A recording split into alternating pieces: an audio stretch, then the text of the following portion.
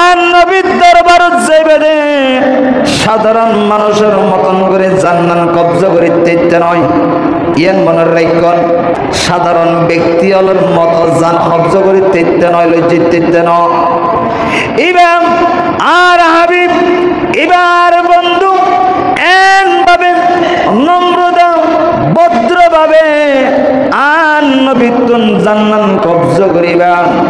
শুধু তাই না, জান কবজা করিবার আগে আর নবীতুন ফসল লইবে দে। ও আর নবীতুন ইয়ান অনুমতি লইবা।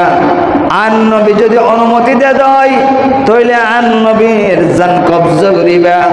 আর নবী যদি অনুমতি না দে দেয় মালাকুল মউত তুই ফিরে আই যাবে। ওই সুবহানাল্লাহ। অনুমতি লইতে ওই জান কবজা করিবে লাই নবী অনত্তন অনত জান্নাত কবজা করিতে এরকম না হন অনুমতি দিলে অনত জানিয়ে কবজা করিতে এরকম নইলে কবজা করিবার সুযোগ নাই।